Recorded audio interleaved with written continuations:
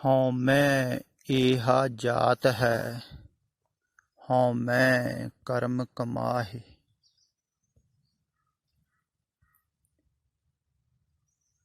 ਹਉਮੈ ਏਹੀ ਬੰਧਨਾ, ਫਿਰ ਫਿਰ ਜੋਨੀ ਪਾਹਿ। ਕਹਿੰਦੇ ਹਨ ਵੀ ਹਉਮੈ ਦਾ ਸੁਭਾਅ ਹੀ ਐਸਾ ਹੈ ਵੀ ਉਹ ਕਰਮਾਂ ਦੇ ਵਿੱਚ ਲਾ ਦਿੰਦਾ ਹੈ। ਜਾਤ ਹੈ, ਉਹਦਾ ਸੁਭਾਅ ਉਹ ਹੈ ਹਉਮੈ ਦਾ। ਤੇ ਕਰਮਾਂ ਦੇ ਵਿੱਚ ਲੱਗਣ ਕਰਕੇ ਹੀ ਆਦਮੀ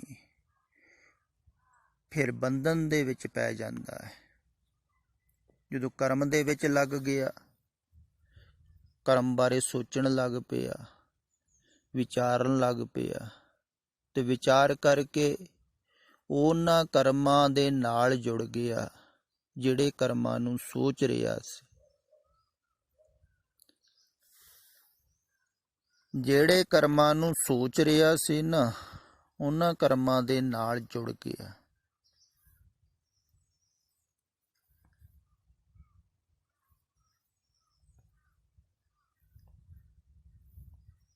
ਇਹਦਾ ਮਤਲਬ ਇਹ ਹੈ ਵੀ ਅਗਰ ਆਦਮੀ ਕਰਮ ਨਾ ਵੀ ਕਰੇ ਨਾ, ਸਿਰਫ ਸੋਚੇ ਹੀ ਤਾਂ ਵੀ ਜੁੜ ਜਾਂਦਾ ਹੈ। ਐਸਾ ਨਹੀਂ ਹੈ ਤੁਸੀਂ ਕੁਛ ਕਰਕੇ ਹੀ ਸੰਸਾਰ ਦੇ ਨਾਲ ਜੁੜਦੇ ਹੋ, ਸੋਚ ਕੇ ਵੀ ਜੁੜ ਰਹੇ ਹੋ ਨਾ। ਤੇ ਸੋਚ ਕਿਉਂ ਰਹੇ ਹੋ? ਦੂਸਰੇ ਗਰੁੱਪ ਵਿੱਚ ਇੱਕ ਮਿੱਤਰ ਨੇ ਬਹੁਤ ਸੁੰਦਰ ਪੰਕਤੀਆਂ ਲਿਖ ਕੇ ਪਾਈਆਂ ਹੋਈਆਂ ਹਨ। ਸੁਖ ਕੇ ਲਾਲਚ में ही नए दुख का जन्म होता है। ਆਦਮੀ ਸੁਖ ਦੇ ਲਾਲਚ ਕਰਕੇ ਹੀ ਕਰਮਾਂ ਦੇ ਬੀਜ ਬੋਂਦਾ ਹੈ।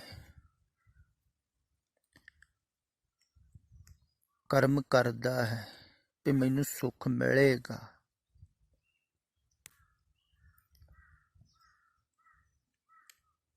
ਸੁੱਖ ਦੀ ਚਾਹਤ, ਸੁੱਖ ਦੀ ਇੱਛਾ, ਬਾਹਰ ਸੰਸਾਰ ਦੇ ਸੁੱਖ ਦੀ ਇੱਛਾ ਜਿਹੜੀ ਹੈ ਨਾ, ਅੰਦਰਲੇ ਸੁੱਖ ਨੂੰ ਗਵਾ ਦਿੰਦੀ ਹੈ।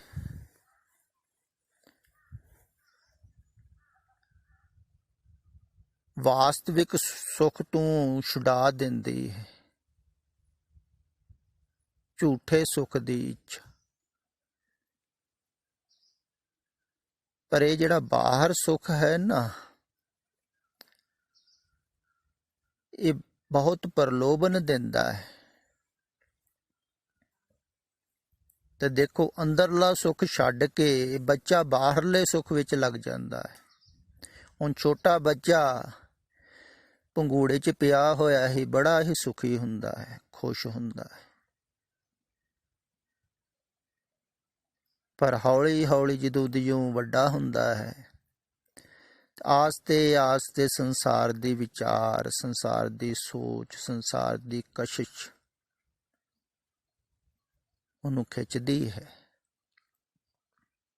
ਤੋ ਦੇਖਦਾ ਹੈ ਬਾਹਰ ਕਿਸੇ ਨੂੰ ਕਾਰ ਤੇ ਚੜੇ ਹੋਏ, ਤੇ ਉਹ ਸੋਚਦਾ ਹੈ ਵੀ ਕਾਰ ਤੇ ਬੈਠਣ ਨਾਲ, ਕਾਰ ਚਲਾਉਣ ਨਾਲ ਬੜਾ ਮਜ਼ਾ ਆਉਂਦਾ, ਮੇਰੇ ਕੋਲ ਵੀ ਹੋਵੇ ਨਾ। ਸੋਚਦਾ ਹੀ ਹੈ ਨਾ ਪਹਿਲੇ ਪਹਿਲ ਬੱਚਾ ਦੂਸਰਿਆਂ ਵੱਲ ਦੇਖ ਕੇ ਵੀ ਦੇਖੋ ਡੈਡੀ ਮੰਮੀ ਬੜੇ ਮਜ਼ੇ ਦੇ ਵਿੱਚ ਹਨ, ਕਿਉਂਕਿ ਇਹਨਾਂ ਨੂੰ ਪੁੱਛਣਾ ਨਹੀਂ ਪੈਂਦਾ ਹੈ ਘਰ ਤੋਂ ਬਾਹਰ ਜਾਣ ਵਾਸਤੇ, ਤੇ ਮੈਨੂੰ ਵਾਰ-ਵਾਰ ਪੁੱਛਣਾ ਪੈਂਦਾ ਹੈ ਤੇ ਵਾਰ-ਵਾਰ ਰੋਕਦੇ ਹਨ, ਜਾਣਾ ਨਹੀਂ ਬਾਹਰ। ਅਜੋਕੇ ਸਮੇਂ 'ਚ ਤੇ ਨਿਕਲ ਨਹੀਂ ਦਿੰਦੇ ਹਨ ਬੱਚਿਆਂ ਨੂੰ ਬਾਹਰ। ਤੇ ਬੱਚਾ ਸੋਚਦਾ ਹੈ ਜਦੋਂ ਮੈਂ ਵੱਡਾ ਹੋ ਜਾਊਂਗਾ ਨਾ, ਫਿਰ ਮੈਂ ਸੁਤੰਤਰ ਹੋ ਜਾਊਂਗਾ, ਫਿਰ ਕਿੰਨਾ ਨਾ ਮਜ਼ਾ ਆਊਗਾ। ਪੈਸਾ ਮੇਰੇ ਕੋਲ ਹੋਊਗਾ, ਕਾਰ ਮੇਰੇ ਕੋਲ ਹੋਊਗੀ। ਐਦਾਂ ਦੇ ਫਿਰ ਸੁਪਨੇ ਦੇਖਣ ਲੱਗ ਜਾਂਦਾ ਹੈ। ਕਹਿੰਦੇ ਹਨ ਨਾ ਬੱਚੇ ਸੁਪਨੇ ਦੇਖਦੇ ਹਨ, ਸੁਪਨੇ ਪੂਰੇ ਕਰਨ ਵਾਸਤੇ ਫਿਰ ਬੜੇ ਬੜੇ ਸ਼ਹਿਰਾਂ 'ਚ ਜਾਂਦੇ ਹਨ, ਬਹੁਤ ਮਿਹਨਤਾਂ ਕਰਦੇ ਹਨ। ਪਰ ਬਾਹਰਲੇ ਸੁਪਨੇ ਤੇ ਪੂਰੇ ਹੋ ਜਾਂਦੇ ਹਨ ਬਹੁਤਿਆਂ ਦੇ। ਪਰ ਜਦੋਂ ਸੁਪਨਾ ਪੂਰਾ ਹੁੰਦਾ ਹੈ ਫਿਰ ਖਿਆਲ ਵਿੱਚ ਆਉਂਦਾ ਹੈ ਮਿਲਿਆ ਕੁਝ ਵੀ ਨਹੀਂ। ਸੋਚਿਆ ਸੀ ਬਹੁਤ ਕੁਛ, ਉਹ ਕੁਛ ਤੇ ਨਹੀਂ ਮਿਲਿਆ ਹੈ।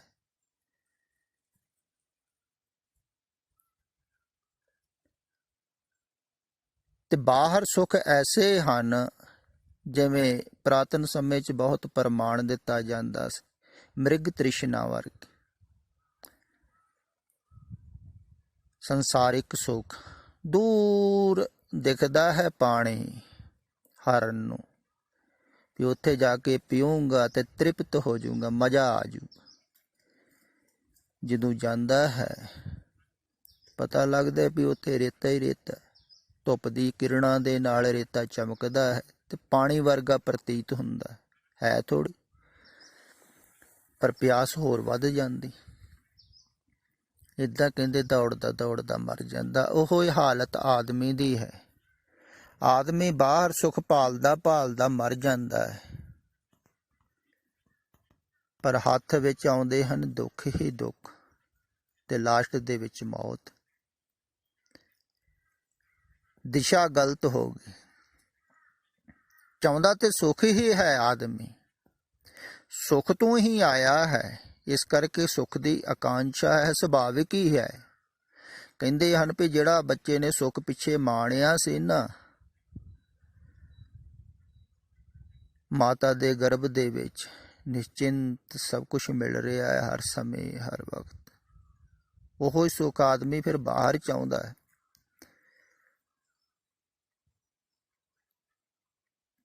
ਤੇ ਬਾਹਰ ਉਹੋ ਹੀ ਸੁੱਖ ਦੀ ਤਲਾਸ਼ ਕਰਦਾ ਹੈ, ਪਰ ਮਿਲਦਾ ਨਹੀਂ। ਤੇ ਸੁੱਖ ਦੀ ਵਾਸ਼ਨਾ ਜਿਹੜੀ ਹੈ ਨਾ, ਉਹ ਨਵੇਂ ਦੁੱਖ ਪੈਦਾ ਕਰਦੀ। ਸੁਖ ਮੰਗਤ ਦੁੱਖ ਆਗ ਲਿਆਵੈ, ਸੋ ਸੁਖ ਹਮਹੁ ਨਾ ਮੰਗਿਆ ਪਾਵੇ। ਭਗਤ ਜੀ ਕਹਿੰਦੇ ਹਨ ਵੀ ਜਿਹੜੇ ਸੁੱਖ ਮੰਗਣ ਕਰਕੇ ਦੁੱਖ ਮੂਹਰੇ ਆਉਂਦਾ ਹੈ, ਉਹ ਸੁੱਖ ਅਸੀਂ ਨਹੀਂ ਮੰਗਦੇ ਹਨ। ਤੇ ਸੰਸਾਰ ਦਾ ਸੁਭਾਵ ਐਸਾ ਹੀ ਹੈ, ਹਰ ਸੁੱਖ ਦੇ ਪਿੱਛੇ ਦੁੱਖ ਹੈ, ਹਰ ਦਿਨ ਦੇ ਪਿੱਛੇ ਰਾਤ ਹੈ, ਹਰ ਜਵਾਨੀ ਦੇ ਪਿੱਛੇ ਬੁਢਾਪਾ ਹੈ, ਹਰ ਬੁਢਾਪੇ ਦੇ ਪਿੱਛੇ ਮੌਤ ਹੈ। ਤੇ ਇੱਥੇ ਸਦਾ ਸੁਖੀ ਨਹੀਂ ਰਹਿ ਸਕਦਾ ਹੈ ਕੋਈ, ਸਦਾ ਟੈਨਸ਼ਨ ਮੁਕਤ ਨਹੀਂ ਰਹਿ ਸਕਦਾ ਹੈ। ਬਹੁਤ ਕੋਸ਼ਿਸ਼ ਕਰਦੇ ਹਨ ਵੀ ਟੈਨਸ਼ਨ ਮੁਕਤ ਰਹਿ ਜਾਈਏ, ਪਰ ਮਨ ਦੇ ਤਲ ਤੇ ਨਹੀਂ ਰਿਹਾ ਜਾ ਸਕਦਾ। ਮਨ ਤੇ ਕੁਛ ਨਾ ਕੁਛ ਚਾਹੁੰਦਾ ਹੀ ਰਹਿੰਦਾ ਹੈ ਨਾ, ਕਰਦਾ ਹੀ ਰਹਿੰਦਾ। ਤੇ ਅਜੋਕੇ ਸਮੇਂ 'ਚ ਚਲੋ ਬਹੁਤ ਸੁਵਿਧਾਵਾਂ ਹਨ ਲੋਕਾਂ ਕੋਲ, ਟੀਵੀ ਹੈ ਤੇ ਹੋਰ ਆਹ ਸੋਸ਼ਲ ਮੀਡੀਆ ਹੈ, ਲੈਪਟਾਪ ਹਨ, ਬਹੁਤ ਚੀਜ਼ਾਂ ਹਨ ਮਨੋਰੰਜਨ ਵਾਸਤੇ। ਤੇ ਮਨ ਨੂੰ ਲਗਾਈ ਰੱਖਦਾ ਹੈ, ਨਹੀਂ ਤੇ ਦੂਸਰਿਆਂ ਨਾਲ ਗੱਲਾਂ ਹੀ ਕਰਦਾ ਰਹਿੰਦਾ, ਤੇ ਕਈ ਗੇਮਾਂ ਖੇਡਦੇ ਰਹਿੰਦੇ ਹਨ।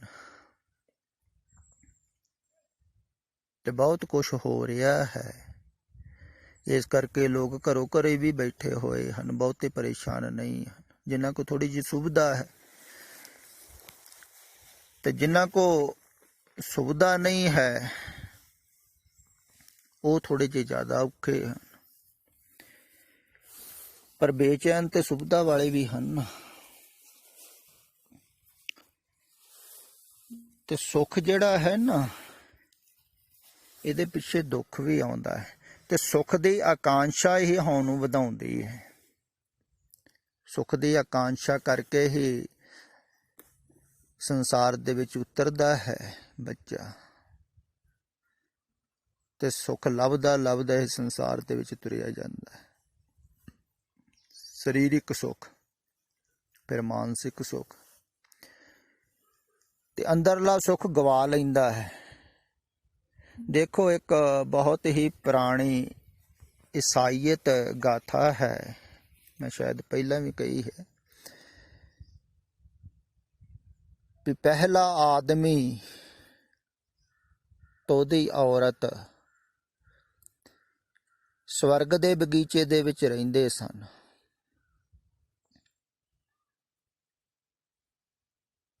ਤੇ ਬੜੇ ਸੁਖੀ ਸਨ, ਕਿਉਂਕਿ ਸਵਰਗ 'ਚ ਰਹਿ ਰਹੇ ਸਨ। ਜੋ ਖਿਆਲ ਆਉਂਦਾ ਸੀ ਉਹ ਉਹਨਾਂ ਨੂੰ ਮਿਲਦਾ ਰਹਿੰਦਾ ਸੀ। ਸਵਰਗ ਦਾ ਭਾਵ ਹੀ ਇਹ ਹੁੰਦਾ, ਜੋ ਤੁਸੀਂ ਸੋਚੋ ਉਹ ਹੁੰਦਾ ਰਹੇ। ਤੇ ਉਹਨਾਂ ਨੂੰ ਕਰਨ ਦੀ ਤੇ ਕੁਛ ਵੀ ਲੋੜ ਨਹੀਂ ਸੀ, ਸੋਚਣਾ ਹੀ ਕਾਫੀ ਸੀ। ਤੇ ਉਹਨਾਂ ਨੂੰ ਕਿਹਾ ਗਿਆ ਸੀ ਵੀ ਆ ਜਿਹੜਾ ਸਾਹਮਣੇ ਫਲ ਲੱਗਾ ਹੋਇਆ ਹੈ ਨਾ, ਇਹ ਨਹੀਂ ਖਾਣਾ ਹੈ, ਇਹ ਗਿਆਨ ਦਾ ਫਲ ਹੈ। ਇਹਨੂੰ ਖਾ ਲਿਆ ਤੁਸੀਂ ਤੇ ਸਵਰਗ ਦੇ ਬਗੀਚੇ ਚੋਂ ਬਾਹਰ। ਕਹਿੰਦੇ ਉਹਨਾਂ ਕੋਲ ਰਹਿ ਨਹੀਂ ਹੋਇਆ, ਤੇ ਉਹਨਾਂ ਨੇ ਉਹ ਸਵਰਗ ਦੇ ਬਗੀਚੇ ਦਾ ਜਿਹੜਾ ਫਲ ਸੀ ਨਾ, ਉਹ ਖਾ ਲਿਆ।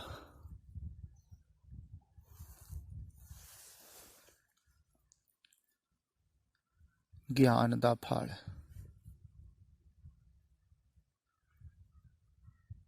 ਤੇ ਜਦੋਂ ਖਾਧਾ ਤੇ ਗਿਆਨ ਹੋ ਗਿਆ। ਗਿਆਨ ਹੋ ਗਿਆ ਤੇ ਸਵਰਗ ਦੇ ਬਗੀਚੇ ਚੋਂ ਬਾਹਰ ਆ ਗਏ। ਇਹ ਕਹਾਣੀ ਹਰ ਮਨੁੱਖ ਦੀ ਹੈ। ਜਦੋਂ ਉਹ ਸੰਸਾਰ ਦੇ ਵਿੱਚ ਆਉਂਦਾ ਹੈ, ਉਦੋਂ ਸਵਰਗ ਦੇ ਬਗੀਚੇ 'ਚ ਹੀ ਹੁੰਦਾ ਹੈ। ਹਰ ਬੱਚਾ ਹੀ ਸਵਰਗ ਦੇ ਬਗੀਚੇ 'ਚ। ਉਹਨੂੰ ਮਾਂ ਹਰ ਵਕਤ ਹੀ ਮਾੜਾ ਜਿਹਾ ਰੋਂਦਾ ਹੈ। ਦੇਖੋ, ਖਿਆਲ ਹੀ ਆਉਂਦਾ ਹੈ, ਬੋਲਦਾ ਤੇ ਹੈ ਨਹੀਂ ਬੱਚਾ, ਤੇ ਦੁੱਧ ਦੇ ਦਿੰਦੀ। ਬੱਚੇ ਦੇ ਹਾਵ ਭਾਵ ਸਮਝ ਕੇ ਹੀ ਬੱਚੇ ਨੂੰ ਸਾਰੀ ਸੁੱਖ ਸੁਵਿਧਾ ਦਿੰਦੀ ਹੈ ਮਾਂ। ਤੇ ਸਵਰਗ ਦੇ ਬਗੀਚੇ ਸੀ, ਹਰ ਬੱਚਾ ਹੀ ਸਵਰਗ ਦੇ ਬਗੀਚੇ 'ਚ ਹੁੰਦਾ। ਪਰ ਜਿਵੇਂ ਜਿਵੇਂ ਉਹਨੇ ਗਿਆਨ ਦਾ ਫਲ ਖਾਧਾ, ਸੰਸਾਰ ਦਾ ਗਿਆਨ ਹੋਇਆ, ਸਮਝ ਆਈ, ਤਿਵੇਂ ਤਿਵੇਂ ਉਹ ਸਵਰਗ ਦੇ ਬਗੀਚੇ 'ਚੋਂ ਬਾਹਰ ਨਿਕਲਦਾ ਗਿਆ।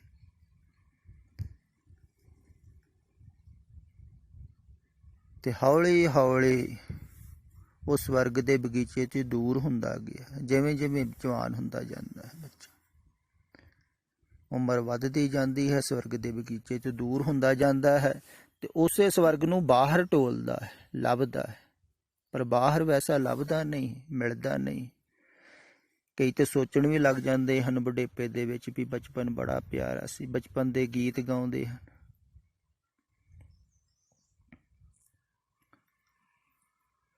ਵੀ ਪਿੰਡ ਦੀਆਂ ਗਲੀਆਂ ਯਾਦ ਆਉਂਦੀਆਂ ਹਨ, ਬਚਪਨ ਦੇ ਵਿੱਚ ਖੇਡੇ ਸੀ, ਕਾਗਜ਼ ਦੀ ਬੇੜੀ ਚਲਾਈ ਸੀ। ਤੇ ਸੋਚ ਕੇ ਹੀ ਆਨੰਦਿਤ ਹੋ ਜਾਂਦਾ ਹੈ ਮਨ ਬਚਪਨ ਦੀਆਂ ਗੱਲਾਂ। ਤੇ ਉਦੋਂ ਕਿੰਨਾ ਨਾ ਸੁੱਖ ਹੋਵੇਗਾ, ਤੁਸੀਂ ਸੋਚੋ। ਪਰ ਉਹ ਗਵਾਇਆ ਆਪਣੇ ਹੱਥੀਂ। ਗਵਾਇਆ ਕਿਵੇਂ? ਗਿਆਨ ਦਾ ਫਲ ਖਾਧਾ। ਗਿਆਨ ਕਿਹੜਾ ਸੀ? ਸੰਸਾਰ ਦਾ। ਸੰਸਾਰ ਦੇ ਗਿਆਨ ਦੇ ਫਲ ਦੁਆਰਾ ਹੀ ਉਹ ਸਵਰਗ ਦਾ ਬਗੀਚਾ ਛੁੱਟ ਗਿਆ। ਹੁਣ ਉਲਟਾ ਗਿਆਨ ਪਰਮਾਰਥ ਦਾ ਹੋਵੇਗਾ, ਤੇ ਫਿਰ ਤੁਸੀਂ ਸੰਸਾਰ ਦਾ ਜੋ ਫਲ ਸੀ ਨਾ, ਗਿਆਨ ਦਾ ਫਲ ਖਾਧਾ ਸੀ, ਉਹਨੂੰ ਸੁੱਟ ਦੋਗੇ।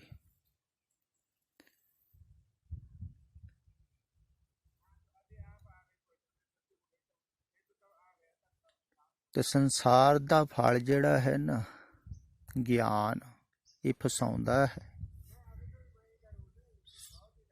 ਸਵਰਗ ਦੇ ਬਗੀਚੇ ਤੋਂ ਦੂਰ ਕਰਦਾ ਹੈ। ਪਰ ਜਿਹੜਾ ਵਾਸਤਵਿਕ ਦੇ ਵਿੱਚ ਪਰਮਾਰਥ ਦਾ ਫਲ ਹੈ ਗਿਆਨ ਦਾ, ਇਹ ਤ੍ਰਿਪਤ ਕਰਦਾ ਹੈ। ਇਹ ਸੰਸਾਰ ਤੋਂ ਉਲਟਾ ਹੈ, ਵੀ ਖਿਆਲ ਵਿੱਚ ਰੱਖਣਾ ਹੈ। ਤੇ ਫਿਰ ਹਉਮੈ ਜਿਹੜੀ ਹੈ, ਇਹ ਪੈਦਾ ਕਿਵੇਂ ਹੁੰਦੀ ਹੈ? ਸੁੱਖ ਦੀ ਚਾਹਤ ਕਰਕੇ, ਸੁੱਖ ਦੀ ਵਾਸ਼ਨਾ ਕਰਕੇ। ਸੰਸਾਰ ਦੇ ਵਿੱਚ ਸੁੱਖ ਮਿਲ ਜੂਗਾ, ਕੁਛ ਮਿਲ ਜੂਗਾ, ਤੁਸੀਂ ਜੀਣਾ ਚਾਹੁੰਦੇ ਹੋ। ਜੀਣਾ ਕਿਉਂ ਚਾਹੁੰਦੇ ਹੋ? ਸੁੱਖ ਭੋਗਣਾ ਚਾਹੁੰਦੇ ਹੋ। ਤੁਹਾਨੂੰ ਲੱਗਦਾ ਹੈ ਕੁਛ ਮਿਲੂਗਾ। ਤੁਸੀਂ ਜੀਣਾ ਤੇ ਚਾਹੁੰਦੇ ਹੋ, ਤੋ ਸੁੱਖ ਭੋਗਣਾ ਚਾਹੁੰਦੇ ਹੋ, ਠੀਕ ਢੰਗ ਦੇ ਨਾਲ ਜੀਣਾ ਚਾਹੁੰਦੇ ਹੋ, ਵਧੀਆ ਢੰਗ ਦੇ ਨਾਲ ਜੀਣਾ ਚਾਹੁੰਦੇ ਹੋ। ਕਹਿੰਦੇ ਨਾ ਮੌਜ ਮਸਤੀ ਦੇ ਨਾਲ ਜੀਣਾ ਚਾਹੁੰਦੇ ਹੋ, ਐਸ਼ ਕਰਨਾ ਚਾਹੁੰਦੇ ਹੋ। ਤਾਂ ਉਹਦਾ ਕਰਕੇ ਤੁਹਾਨੂੰ ਸੰਸਾਰ ਬਾਰੇ ਸੋਚਣਾ ਪੈਂਦਾ ਹੈ। ਹਉਮੈ ਕਰਮ ਕਮਾਏ, ਹਉਮੈ ਇਹ ਜਾਤ ਹੈ। ਹਉਮੈ ਦਾ ਧਰਮ ਹੀ ਇਹ ਕਰਮਾਂ ਦੇ ਵਿੱਚ ਲਾਉਂਦਾ ਹੈ। ਤੇ ਉਸ ਕਰਮ ਦੀ ਧਾਰਾ ਦੇ ਨਾਲ ਜੁੜ ਕੇ, ਤੁਸੀਂ ਕਰਮਾਂ ਦੇ ਨਾਲ ਜੁੜ ਕੇ ਹਉਮੈ ਨੂੰ ਵਧਾਉਂਦੇ ਹੋ। ਫਿਰ ਜਿੰਨਾ ਕਰਮਾਂ ਦਾ ਫੈਲਾਵ ਹੁੰਦਾ ਹੈ, ਉਨੀ ਹਉਮੈ ਵੱਧਦੀ, ਉਨੇ ਸਵਰਗ ਦੇ ਬਗੀਚੇ ਤੋਂ ਦੂਰ ਵੀ ਜਾਂਦੇ ਹੋ। ਤੇ ਸਵਰਗ ਦਾ ਬਗੀਚਾ ਤੁਹਾਡੇ ਅੰਦਰ ਹੀ ਹੈ ਨਾ, ਅੰਦਰੋਂ ਹੀ ਬਾਹਰ ਜਾ ਰਹੇ ਹੋ ਤੁਸੀਂ। ਇਸ ਕਰਕੇ ਮੈਂ ਕਹਿੰਦਾ ਹਾਂ ਨਾ ਵੀ ਬਹੁਤ ਕੋਲੇ ਹੈ, ਤੇ ਅੰਦਰੋਂ ਹੀ ਬਾਹਰ ਨੂੰ ਗਏ ਹੋ। ਅੰਦਰਲਾ ਸੁੱਖ ਛੱਡ ਕੇ ਬਾਹਰਲੇ ਸੁੱਖ ਦੇ ਵਿੱਚ ਉਲਝ ਗਏ। ਹਉਮੈ, ਮੈਂ ਹਾਂ, ਮੈਂ ਸੁੱਖ ਪਾਊਂਗਾ, ਮੈਂ ਕੁਛ ਕਰੂੰਗਾ, ਮੈਂ ਦਿਖਾਊਂਗਾ। ਫਿਰ ਮਨ ਦਾ ਸੁੱਖ ਹਉਂ ਕਰਕੇ ਵੀ ਮਿਲਦਾ ਹੈ। ਮਜ਼ਾ ਆਉਂਦਾ ਹੈ ਆਦਮੀ ਨੂੰ ਜਿਹਨੂੰ ਚਾਰ ਚੁਫੇਰੇ ਬਹੁਤ ਲੋਕ ਮੰਨਣ ਵਾਲੇ ਹੋਣ, ਉਹਦੀ ਗੱਲ ਨੂੰ ਉਹਨੂੰ ਚੰਗਾ ਸਮਝਦੇ ਹੋ, ਉਹਦੀ ਪੂਜਾ ਕਰਦੇ ਹੋ, ਬੱਲੇ ਬੱਲੇ ਹੁੰਦੀ ਹੋਵੇ, ਤੁਹਾਨੂੰ ਸੰਤੁਸ਼ਟੀ ਮਿਲਦੀ ਹੈ। ਇਸ ਕਰਕੇ ਵੀ ਹਉਂ ਕਮਾਈ ਜਾਂਦੀ ਕਿ ਸਦੀਆਂ ਤੱਕ ਮੇਰਾ ਨਾਂ ਰਹੂਗਾ। ਹਾਂ, ਮੈਂ ਹਾਂ ਕੁਛ ਖਾਸ। ਤੇ ਹਉਂ ਕਰਕੇ ਹੀ ਸੰਸਾਰ ਦੇ ਵਿੱਚ ਭਟਕ ਜਾਂਦਾ ਹੈ। ਫਿਰ ਜਿੰਨੀ ਹਉਮੈ ਵੱਧਦੀ ਹੈ, ਓਨਾ ਦੁੱਖ ਪਾਉਂਦਾ ਹੈ, ਕਿਉਂਕਿ ਸਵਰਗ ਦੇ ਬਗੀਚੇ ਤੋਂ ਦੂਰ ਜਾਂਦਾ ਹੈ।